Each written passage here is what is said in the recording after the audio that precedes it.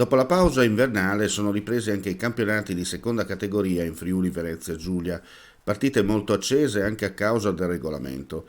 La prima sale direttamente in prima categoria, seconda e terza i playoff, le ultime 6 retrocesse con i play-out tra la settima e l'ottava.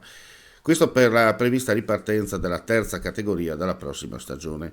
Sulle immagini del match tra Villanova e Villesse, disputato al campo sportivo di Villanova degli Udrio, che ha visto il successo degli ospiti per 3-1 e dove non sono mancate le polemiche per alcune decisioni arbitrali, facciamo il punto sull'ultimo turno disputato questo fine settimana relativo al girone E di seconda.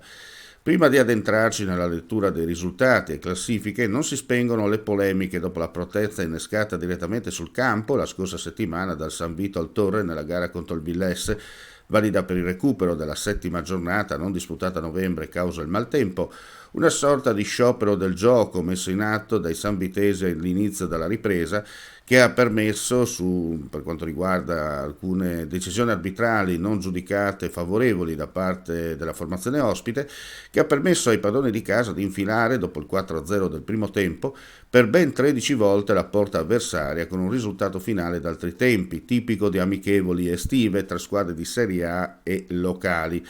Punteggio finale 17-0, che di certo non fa bene al calcio e al movimento in generale per la sua credibilità nell'immediato. Ci auguriamo che chi di dovere intervenga quanto prima.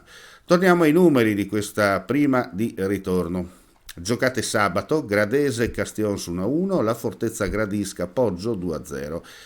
Ieri Audax San Rocchese Butrio 2-0, Mossa San Vito 3-0, Strassoldo Turiaco 1-0, Terzo Moraro 1-0, a Villanova degli Udrio Villesse Villanova 3-1.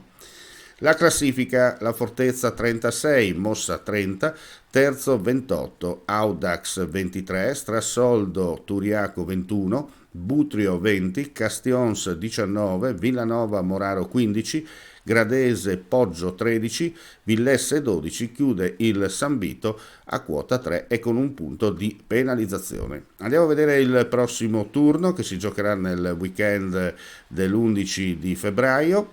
Queste le gare in programma: Butrio Gradese, San Vito Terzo, Castions Mossa, Moraro Villanova, Poggio Audax, Turiaco La Fortezza Gradisca, Villesse Strassoldo.